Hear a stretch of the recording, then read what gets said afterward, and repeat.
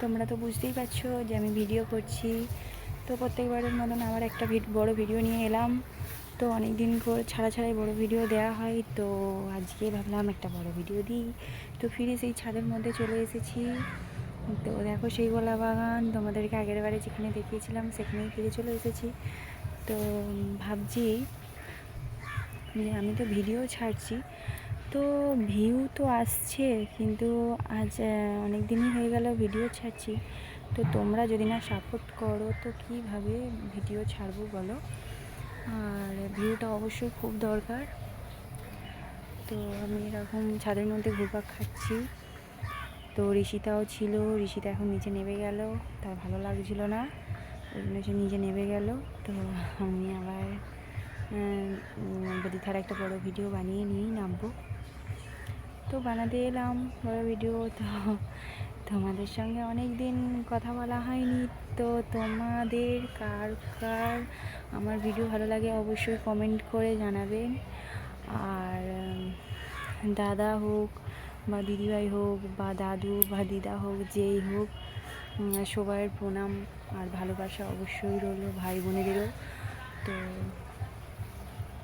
তো কী বলবো, আর তোমরা অবশ্যই আমাকে কমেন্ট করে জানাও আমার কোনগুলো ভুল ত্রুটি হচ্ছে, ধরিয়ে দাও তোমরা প্লিজ, যে তোমার এটা হচ্ছে না, তোমার ওটা হচ্ছে না। তো আমি যথেষ্ট নিজের মতন করে করার চেষ্টা করি, তো যেরকম পারি সেরকম করি। তো কী বলবো, যতটা আমি পারি সেরকমই করছি। তো আরও বললে যদি তোমরা কমেন্ট করে বলো যে এই ভিডিওটা আরেকটু ভালো হওয়া দরকার ছিল কি কী, তাহলে আমি আরও চেষ্টা করব। তো মানুষের শেখার বয়স তো চলে যায় না, মানুষের সারা জীবনই শেখার বয়স থাকে। তো আমি আরও চেষ্টা করব। দেখো তোমরা হয়তো বলবে এটা কী হয়েছে, আমার একটা পিম্পল হয়েছে, পুরো একদম পিম্পলটা হয়েছে এইখানটাতে। তো ব্যথা হয়েছিল খুব, কিন্তু এখন ভালো হয়ে গেছে পিম্পলটা অনেকটা। তো এটার জন্যে মুখের একটা আলাদা একটা চলে এসছে। তো কী করবো বলো, অনেকেরই মুখে পিম্পল থাকে, তো আমারও ওরম হয়েছে, বেরিয়েছে। তো কী বলবো তোমাদের সঙ্গে, তো অনেক কথাই বলার আছে, কিন্তু কি বলবো আমি ভেবে মোটে পাই না। যখন ক্যামেরা স্টার্ট করি তখন ভাবি আমি কি বলবো, আমি ভুলে গেছি সব।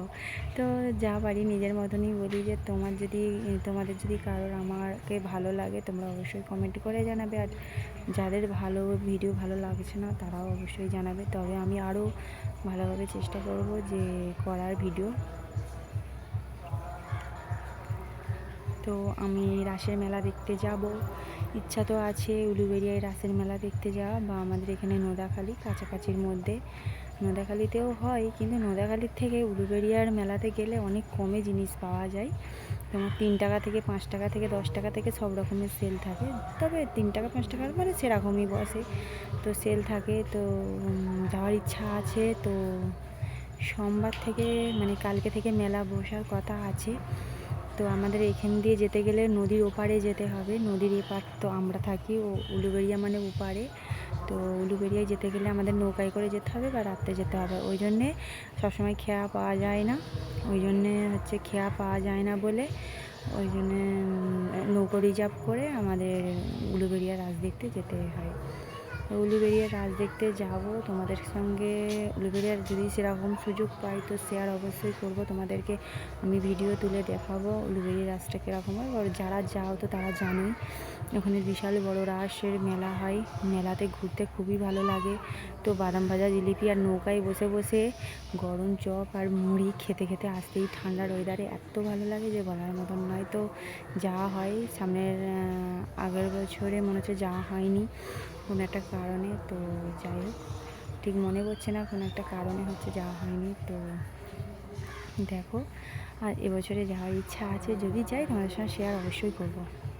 তো ইচ্ছা তো আছে, দেখাই যাক কী হয়। আর এমনিতেও নোদাখালিতে না গেলেও আমরা অবশ্যই নোদাখালির রাসটা দেখতে যাই, উলুবেড়িয়ার রাসটা না দেখতে গেলেও নোদাখালির রাসটা অবশ্যই দেখতে যাই।